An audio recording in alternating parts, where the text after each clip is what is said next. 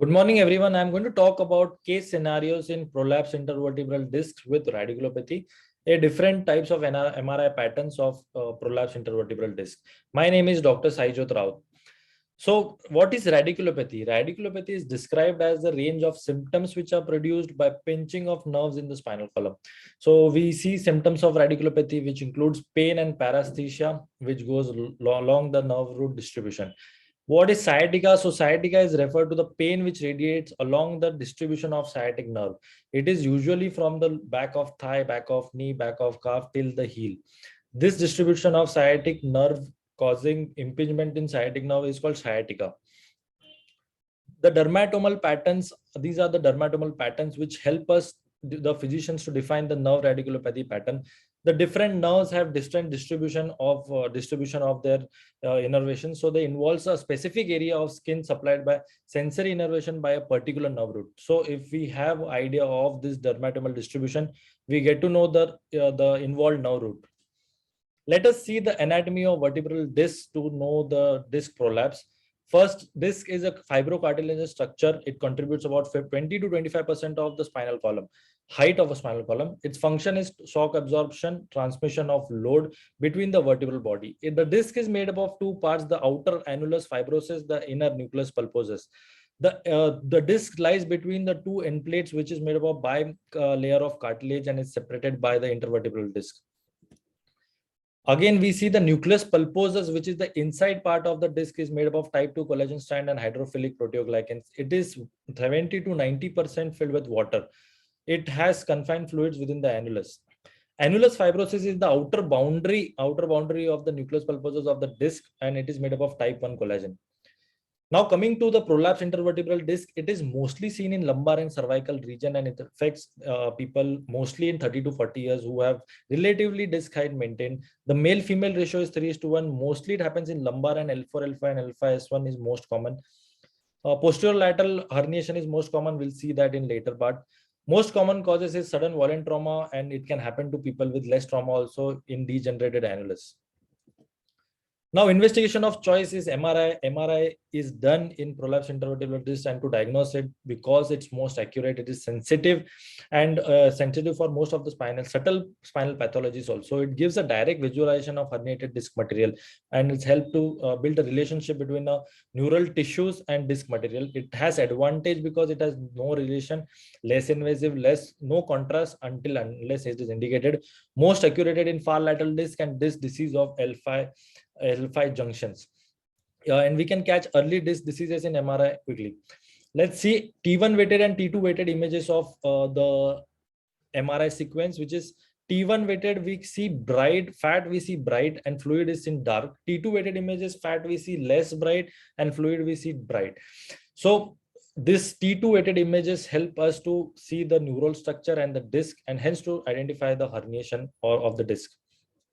This is the structure of a vertebrae, and we can see nucleus pulposus and annulus fibrosus. This is a structure which is matched with the MRI T2 weighted image sequence of a disc, which is axial cut. So that the black part is the disc, and the two exiting nerve roots are seen here, which is the neural structures, and the traversing nerve root can be seen here with the dural sac and CSF inside, which is white in color. Superior and inferior articular processes, facets, which is seen with lamina and spinous process. So this is the exact anatomy which is matched with the normal anatomy. Coming back to disc herniation, what is disc herniation? So it is displacement of intervertebral disc material beyond the normal confines of the disc. It involving less than 25% of the circumferences. It is helped to this is because it distinguishes between the disc bulge. Herniation can contain nucleus pulposus, it can contain end plate cartilage, it can contain osteophytes or annulus fibrosis. Let's come back to the annulus classification, anatomical classification of the disc herniation. There are three types of disc herniation. First is disc protrusion, where the disc portion is covered with a thin layer of annulus. Can you see here? The nucleus pulposus is trying to come out, but it is covered with a layer of annulus. So this is the protrusion. It is confined inside. The base is wider than herniation, and again, the outer annulus is intact. Second type of disc herniation is disc extrusion, where disc material herniated through annulus, but it remains in the continuous space. It does not go out anywhere. This is the extrusion. It remains, and the base is narrower than herniation. It may extend or just go below the end plate or adjacent vertebrae. The complete annular tear is seen here in this type of disc herniation. Third type is the disc sequestration, where the disc fragment lies somewhere else and it is in the loose contact. It is a loose contact. It does not have anything with the originating disc space. This is the disc sequestration, which we can see it can lie and compress the neural structure or any other structure also. Coming back, there are 4 levels of nerve compression where the nerve compression can happen, and we need to know exactly on the MRI where we have to look for a disc.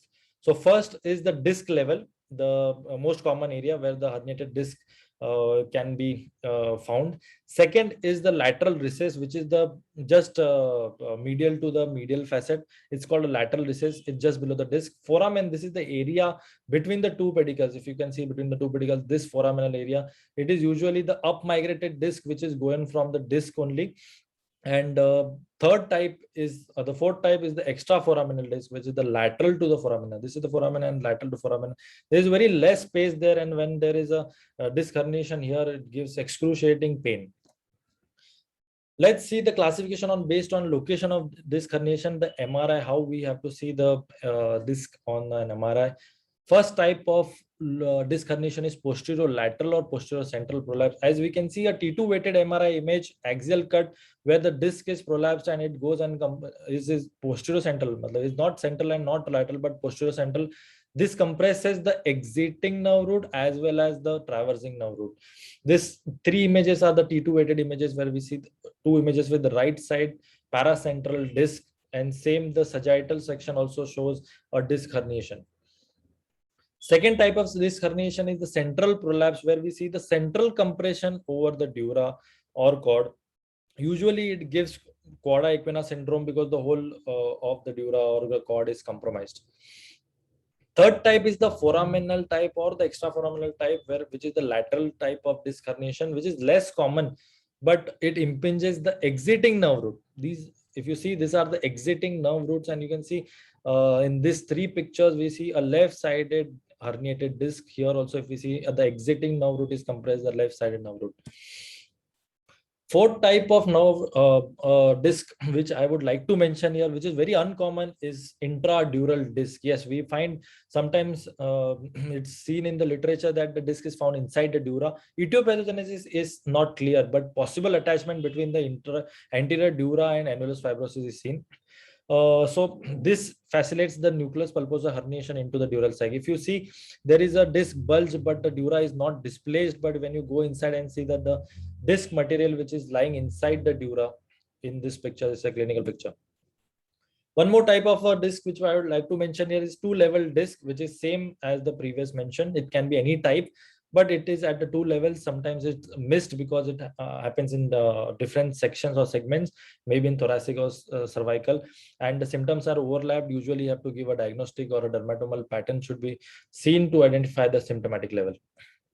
Coming back to the other spinal causes of radiculopathy. Radiculopathy can be because of any other reasons also. First is facets, like you see in this picture. Second can be instability, tumor, infection, osteophytes, stenosis. All these can give radiculopathy. These are the conditions which are other than PIVD. After seeing the MRI picture of prolapsed intervertebral disc and of radiculopathy, I would like to discuss few cases. This case is of a 45-year-old male who had neck pain and also pain in shoulder and right arm. His movements were painful, no neurology. In an MRI, it is clearly seen he had a C4-5 disc, which is right paracentral disc on an axial cut. The surgeon went ahead and did a surgery, but unfortunately the symptoms remained and he had a rotator cuff tear. So it is very important to see clinically the patient. Not the MRI may show anything, may show the disc anywhere, but it would only mimic radiculopathy. That doesn't mean it is coming through this pathology. Another example of a 36-year-old male with a chronic back pain since 6 months and difficulty in walking, heaviness in legs. SLR also was positive, and he had foraminal stenosis on MRI, and MRI picture showed this degenerated disc.